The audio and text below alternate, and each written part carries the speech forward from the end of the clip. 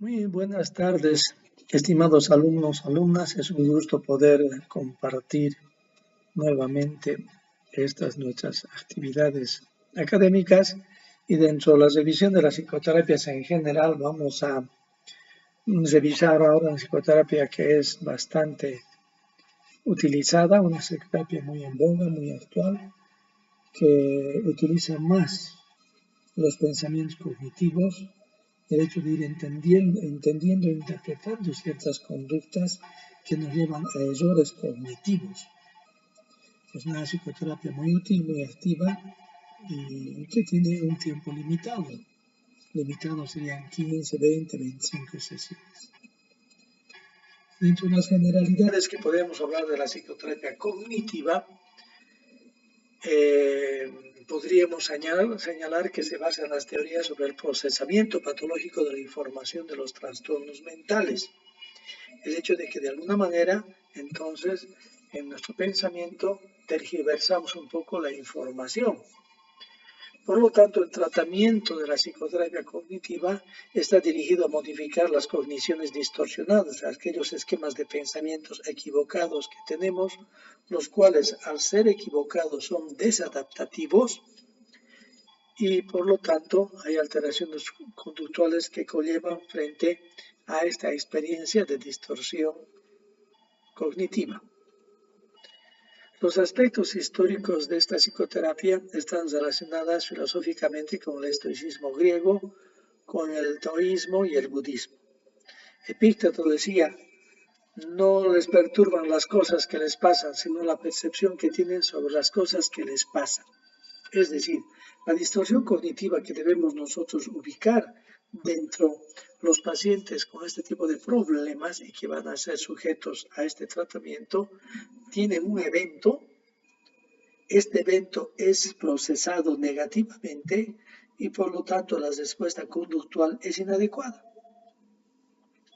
Podríamos dar el ejemplo de una persona que está en la sala leyendo un libro, de repente se escucha que una ventana se cierra o se abre violentamente, un ruido ahí en la sala, él está leyendo en su dormitorio y si tiene un problema cognitivo, este estímulo lo va a ver como peligro, como algo problemático, debe estar entrando alguien. ¿Y qué va a ser la respuesta? Ansiedad, miedo, preocupación. Entonces esto es en general una muestra, ¿no?, de una percepción distorsionada. La misma persona, otra persona está leyendo en su habitación, en su dormitorio, un libro y escucha de repente que hay un ruido en la sala, en la ventana. Entonces esta persona puede decir, es el viento que está azotando las ventanas, tendré que ir a ver para que no se hagan daño. Es el pensamiento que tiene, es el mismo evento, pero el pensamiento, el proceso cognitivo es diferente. ¿Y qué es el sujeto? Se levanta con calma, ir a ver entonces y cerciorarse de que la ventana está abierta y el viento está provocando que esté golpeteando. Entonces, eso es lo que Epicteto dice, no nos perturban las cosas que nos pasan, sino la percepción que tenemos sobre las cosas que nos pasan. Es un principio sobre el cual se va basando la psicoterapia cognitiva. Dentro de la teoría cognitiva de la depresión pues hay un modelo, ¿no? Las terapias tienen un modelo. Y uno de los modelos más interesantes de esta terapia es sobre la depresión. Las disfunciones cognitivas conforman el núcleo de la depresión. ¿Por qué? Porque el sujeto tiene una apatía, un desgano, una baja energía y estas alteraciones en la conducta, el comportamiento, el sentimiento aparecen como una expectativa del fracaso que el paciente ya lo está pensando como un proceso que se va a dar. Entonces, las distorsiones cognitivas producen un afecto incómodo, inadecuado, molesto, llamado disfórico, y entonces las respuestas y conductas que van a ser desadaptativas porque están siendo mal procesadas.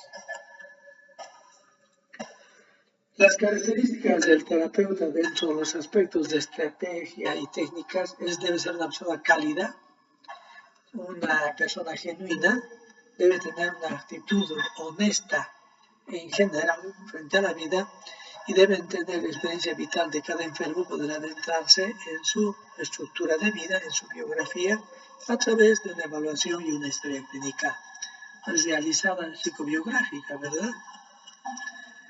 Entonces, dentro de las técnicas de la psicoterapia cognitiva, el objetivo es identificar y alterar las distorsiones cognitivas que mantienen los síntomas del paciente, identificar y cambiarlos. Los criterios de selección están utilizados fundamentalmente en el trastorno distímico, en las trastornos depresivos no endógenos, y los síntomas no son mantenidos por una familia patológica, porque ahí hay que abordar otro tipo de tratamiento y también terapia familiar. La duración está limitada en el tiempo, como les decía al inicio de la clase, generalmente de 15 a 20 sesiones. Normalmente se reúnen con el paciente una vez a la semana. Las técnicas, hay un empirismo colaborador, está estructurada y dirigida a la terapia a estar ubicando a las personas de distorsiones cognitivas y esclarecerlas. Hay que hacer una asignación de lecturas, unas tareas para la casa de técnicas conductuales, una identificación de creencias irracionales y pensamientos automáticos y una identificación de actitudes o posiciones que pueden subyacer en pensamientos sesgados negativamente que deben ser observados tanto por el terapeuta como por el paciente y que puedan ser resueltos. ¿Qué perfil cognitivo tienen los pacientes en algunos trastornos psiquiátricos? Por ejemplo, ¿cuál sería el perfil cognitivo en la depresión? En el trastorno depresivo, el perfil cognitivo sería que el paciente tiene una triada negativa, tiene una visión negativa de uno mismo, no sirvo para nada, soy inútil, de la experiencia nadie me va a ayudar, nadie me entiende, y del futuro, todo está oscuro y no hay futuro por delante. En el episodio maníaco hay que detectar como la creencia central negativa una visión exagerada de uno mismo, de la experiencia y del futuro. En los trastornos de ansiedad, el paciente está desarrollando errores cognitivos como el temor al peligro físico o psicológico de manera constante. En el trastorno de pánico, la interpretación errónea catastrófica de las experiencias corporales y mentales. En las fobias, peligro de situaciones específicas y evitables. En el trastorno de la persona paranoide, por ejemplo, dentro de la terapia cognitiva, hay que ubicar los prejuicios negativos que tiene el paciente, las interferencias, todo que él culpa a terceros. En el trastorno de conversión hay que ubicar el concepto de anomalía motora o sensorial que el paciente está teniendo por sus conflictos psíquicos. En el trastorno obsesivo-compulsivo, la creencia central es la alarma, dudas repetitivas sobre la seguridad y actos repetitivos para conjurar la amenaza como situaciones ritualísticas, ¿no? Por ejemplo, en la conducta suicidia, la creencia central distorsionada puede ser la desesperanza y déficit de la solución de los problemas, incapaces siente el paciente de solucionar sus dificultades. En la anorexia nerviosa, el miedo a ser obeso perder la figura como una idea central dentro del problema cognitivo. Y la hipocondría produce una afección médica grave ante cualquier síntoma pequeño que el paciente puede tener. Entonces, estas son las creencias centrales distorsionadas que tiene el paciente. Dentro de los componentes en los que se basa la psicoterapia cognitiva, estimados alumnos, podemos señalar nosotros que hay aspectos didácticos, hay técnicas cognitivas y técnicas conductuales. Normalmente la psicoterapia cognitiva se agrega con el componente conductual para poder resolver no solamente lo cognitivo, sino a través de las actitudes, las acciones, los problemas que tienen que verse con este tipo de alteración. Dentro de los aspectos didácticos que podemos señalar nosotros, dentro de los componentes en los que se basa la psicoterapia cognitiva, son que hay que explicar al paciente, por ejemplo, en el aspecto depresivo, esa triada cognitiva que hemos encontrado, esa visión negativa de uno mismo, esa visión negativa de su entorno y una visión negativa del futuro. Entonces nosotros tenemos que ubicar esto y que el paciente se dé cuenta que constantemente está teniendo estos pensamientos. Luego se tiene que pasar a los esquemas equivocados de pensamiento que tiene frente a los hechos y eventos que suceden y ubicar una lógica errónea que está teniendo. Una vez que se va ubicando en estos aspectos, podemos formular hipótesis en las cuales se van a someter a prueba por el paciente para que él se dé cuenta que está equivocado en su pensamiento, ¿no? Es como pararse en el banco, que el muchacho que atiende la caja y él pide el dinero, recibe el dinero y piensa que se va a molestar el muchacho que trabaja en la caja y al irse no va a contar. Y dice, no, él se va a molestar, pues probablemente ya está molesto, si yo cuento el dinero me va a decir algo, por eso me alejo de la ventanilla rápidamente. Dice, no, usted tiene todo el derecho de contar su dinero, por lo tanto, usted está pensando equivocadamente porque siente que todos se molestan con usted, es un pensamiento absolutista. Usted vaya, recoge su dinero, cuente en la ventanilla delante del cajero y luego se marcha, lo tiene que hacer. Y así el paciente, al hacer ese tipo de actividades, se da cuenta que está equivocado en su pensamiento, que está equivocado en su forma de razonar. Y esto con muchas cosas de la experiencia vital se va aclarando en este tipo de psicoterapia tan activa como es la cognitiva. Dentro de los componentes cognitivos que tenemos en la psicoterapia está primero la evocación de pensamientos automáticos. Entonces, inmediatamente el paciente tiene en su mente un pensamiento. Una vez que nosotros ubicamos ese pensamiento automático repetitivo que está teniendo, hacemos una evaluación de los pensamientos automáticos con el paciente.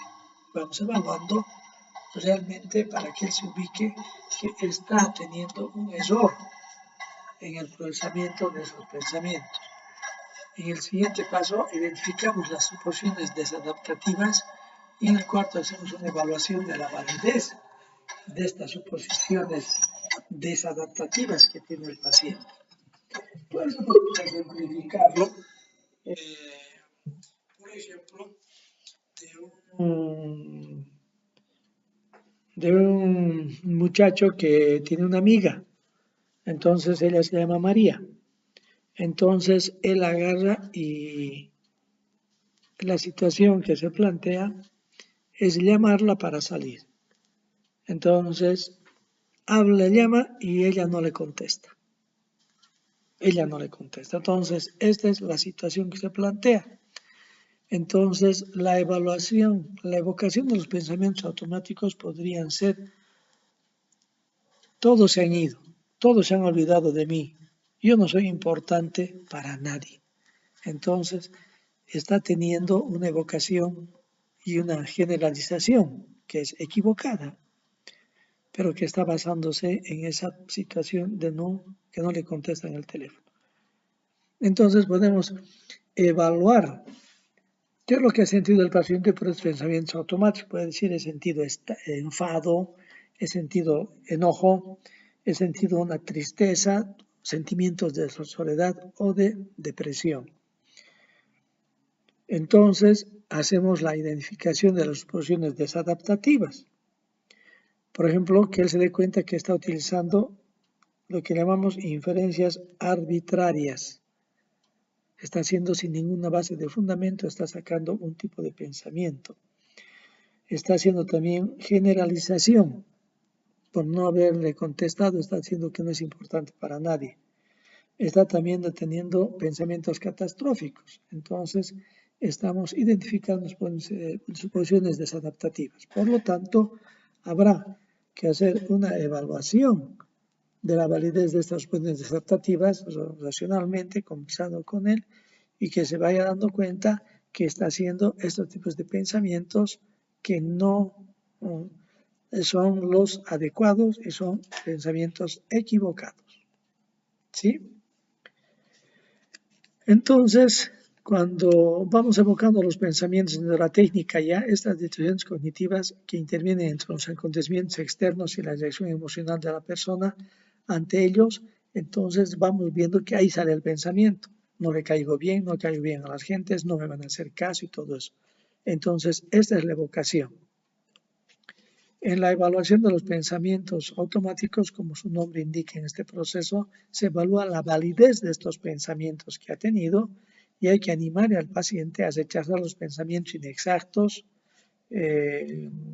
contraproducentes, devaluadores, después de haberlo sometido a un examen minucioso con el paciente. Entonces conversamos sobre lo que ha sentido, los pensamientos estos automáticos y después podemos generar explicaciones alternativas, ¿no? Como por ejemplo, ella ahí estaba en su trabajo, por lo tanto no le podía atender. Aunque usted llame varias veces, ella no podía atenderle, tiene que llamarla en la tarde. Entonces, en la identificación de las suposiciones adaptativas, vislumbramos los patrones o suposiciones desadaptativos. Por ejemplo, el paciente puede pensar completamente, para ser feliz debo ser perfecto. Es un extremo, es un pensamiento absolutista. Uno no puede esperar ser perfecto para ser feliz, pero el paciente piensa eso. Otra cosa también, pensamientos inadecuados, desadaptativos son, si no le gusto a nadie es que no puedo ser querido. Nadie es una moneda de oro y nadie le va a quedar bien y le va a caer bien a todo el mundo. Tenemos que tener en cuenta que nosotros tenemos personas que nos van a querer bien y personas que no se van a sentir adecuadamente tratadas o cómodas con nosotros. Es algo normal que se tiene que ver y que el paciente tiene que entender. Uno de los puntos más importantes es la evaluación de la validez de las suposiciones desadaptativas. Acá, entonces, vamos a evaluar la exactitud de las suposiciones desadaptativas, incluso se le puede dar un porcentaje. Pienso que no me quieren 60%, pienso que no soy importante 40%. Entonces vamos nosotros viendo el grado de evaluación que tiene el paciente sobre estas suposiciones desadaptativas. También se le pide al paciente que defiende la validez de suposiciones y nosotros vamos debatiendo estas suposiciones, las vamos poniendo sobre una forma de análisis imparcial para que el propio paciente vaya dándose cuenta que estas suposiciones no son exactas, no son adecuadas. Eso es importante de poder ver dentro de lo que es la experiencia de la psicoterapia cognitiva. Esto es muy importante. Entonces, estos 4 pasos son los componentes técnicos de la psicoterapia cognitiva que va organizando una mayor claridad en los pensamientos y mejorar, por lo tanto, la respuesta conductual que tiene que haber, porque recuerden que viene el estímulo a la situación externa, el pensamiento que procesa inadecuadamente su experiencia y finalmente la respuesta que se va a dar. Entonces, si el proceso es adecuado, es correcto, es racional, la respuesta pues va a ser adecuada la respuesta a la misma. Por ejemplo, una vez que hemos hecho los procesos, podemos encontrar esquemas desadaptativos y adaptativos en los pacientes con este tipo de errores cognitivos. Vamos a ver primero esquemas que llamamos adaptativos. En los esquemas adaptativos, por ejemplo, dice, no importa lo que suceda, yo saldré adelante. Está hablando de resiliencia. Está hablando de alguien que puede resolver los problemas. Otro pensamiento, soy un superviviente, he resuelto muchas cosas. Eso es positivo, eso es correcto, eso es adecuado. Otro pensamiento adaptativo es, soy encantador, tengo una forma de ser que agrada a la gente. Y esto es la cosa muy sana. Estamos hablando también de aspectos que tienen que ver con la autoestima. En la autoestima la persona tiene que apreciarse, tiene que quererse, y porque si uno no tiene amor por sí mismo, si no se siente bien con sí mismo, ¿cómo va a expresar eso a la otra persona? Y también un esquema adaptativo es la gente me respeta, soy considerado con los demás, yo trato a la gente bien y espero que ellos me traten como yo los trato. Entonces, estos son esquemas adaptativos que tiene la persona y que puede manejarse en ese sentido.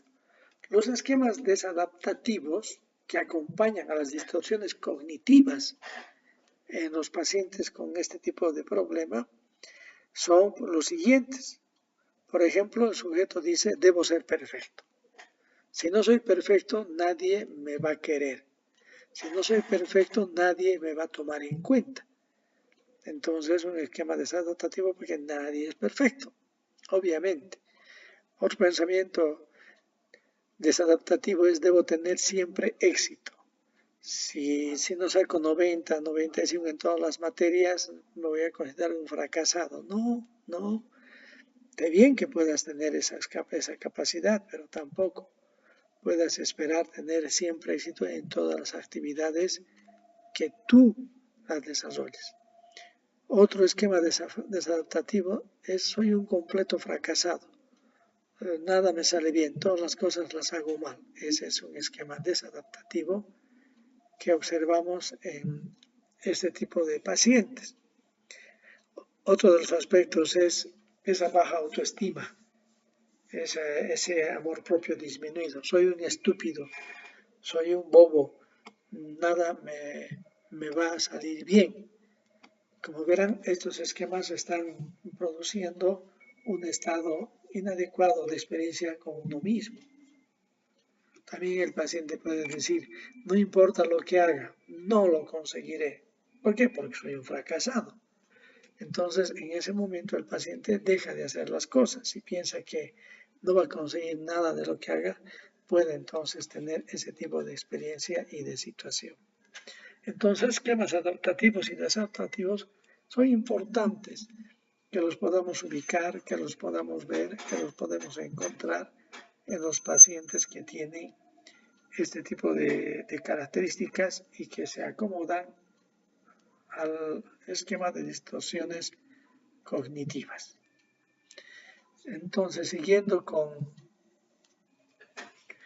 esta clase podemos hablar del procesamiento patológico en la ansiedad y la depresión.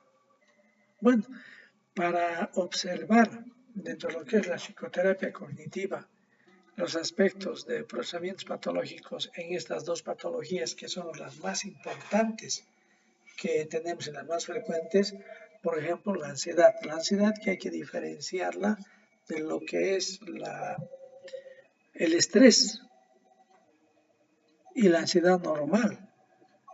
¿No ve? El estrés es un evento que viene sobre las características de la propia experiencia de vida, es algo que viene de afuera. Es como una barra de metal sobre la cual se le va a poner un peso. Y esta barra de metal empieza a flexionarse hacia abajo. Entonces, esta es una carga que viene de afuera, de los eventos de la vida. ¿No ve? Problemas económicos, problemas familiares, una enfermedad, son cargas que vienen de afuera. La ansiedad, en cambio, como un trastorno de ansiedad, porque la ansiedad por sí misma puede ser adaptativa. Esa preocupación que tenemos por hacer las cosas, pensando permanentemente lo que tenemos que hacer, ese tipo de ansiedad es normal. Pero una ansiedad patológica, lo que llamamos trastorno de ansiedad generalizada, es un estado permanente de tensión que está en el aire, que no disminuye durante varios meses. La persona está siempre con estado de disconfort, de malestar, con sudoración de manos, con sensación de taquicardia, sensación de vacío en el estómago, pero esto de manera permanente, y no hay un evento claro que esté provocando esta experiencia, no hay una situación en el entorno que pueda explicar este estado de trastorno de ansiedad, de patología ansiosa. Y la depresión, una de las patologías más prevalentes en nuestro entorno, que habla de ánimo bajo, decaído, tristeza, ganas de llorar, pérdida de apetito, pérdida de sueño, anedonia, que es la pérdida de placer de las cosas que antes a uno le gustaban. El sueño se altera mucho, sobre todo el sueño terminal, despierta muy de madrugada. Entonces, estamos hablando de una depresión, sobre todo si esto dura por lo menos 2 semanas.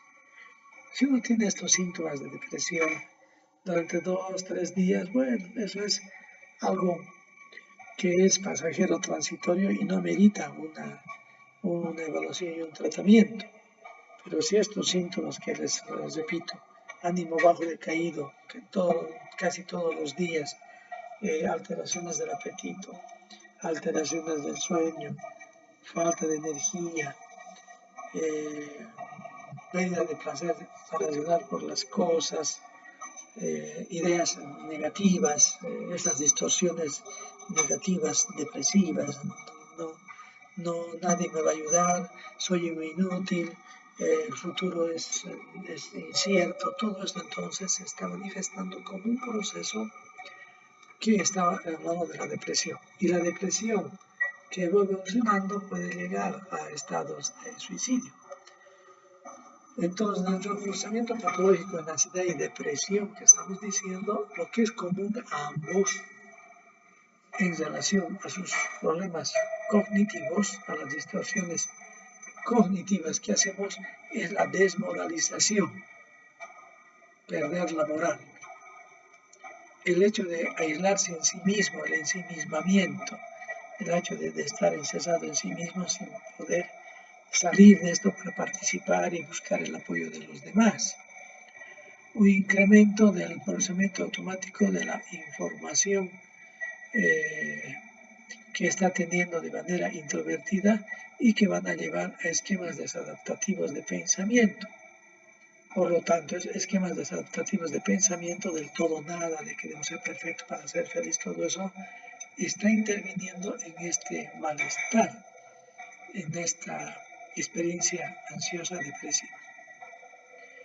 Otra cosa que tienen los pacientes con trastornos de ansiedad y depresión, que tienen una reducción de la capacidad cognitiva para la solución de problemas.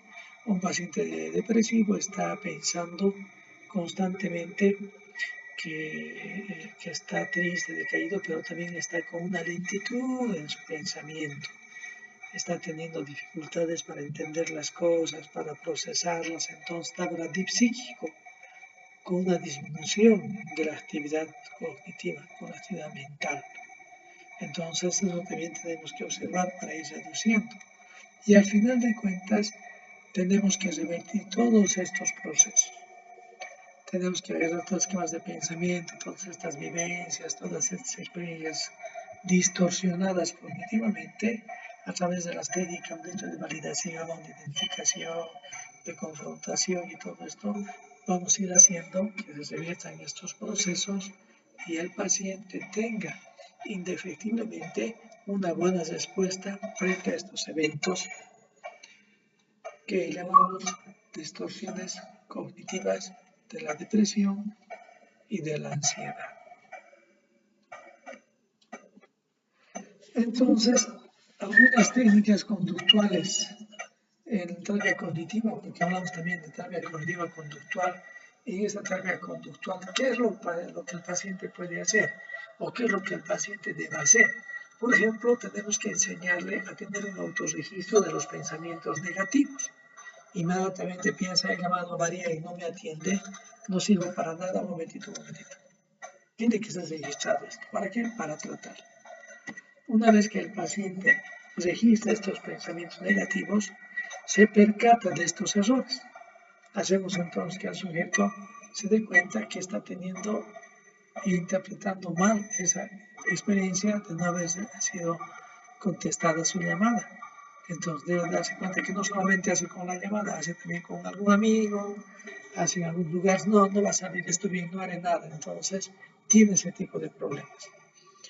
Por lo tanto, una vez que el sujeto se percata de estos errores, hay que hacer una programación gradual de actividades para que el sujeto vaya poco a poco identificando estos errores cognitivos a través de ese registro y poco a poco ir entendiendo, ir cambiando. Y finalmente se hace un ensayo conductual. Así que la llamó María y no la atendió. ¿Por qué no volvió a llamarla más tarde o ya de horas de la tarde? No, pues si no me ha atendido, no, llámela. Entonces el paciente va a usar y la va a llamar a la tarde. Y María le va a decir, ay, vas a disculpar, en la mañana estuve en el gimnasio toda la mañana y por eso no te atendí. Entonces el ensayo conductual es que el paciente aprenda a realizar estas actividades resolviendo el problema, pero ya de una manera conductual, a través de las acciones. También es importante comprender dentro de las teorías cognitivo-conductuales, también al paciente darle herramientas como ejercicios de relajación, de respiración, de modelado. También tiene que haber entrenamiento en habilidades sociales para que se sienta mucho más tranquilo, mucho más adecuado.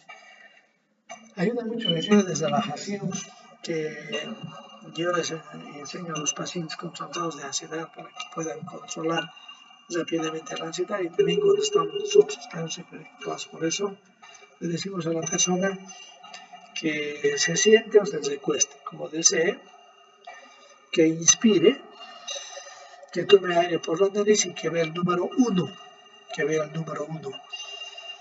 Inspirar. Una vez que ve el número 1, empieza a exhalar por la boca pensando en la palabra relax, pero la palabra relax la tiene que ver escrita en su mente, la palabra relax, así va exhalando. Luego inspira nuevamente viendo el número 2. El número 2 debe verse de la manera, del tamaño, del color que no quiera. Al inhalar y cuando se va exhalando, botando el aire por la boca, la palabra relax. Luego el número 3, inspirando, se visualiza el número 3 y luego la palabra relax. Llegar así hasta el 10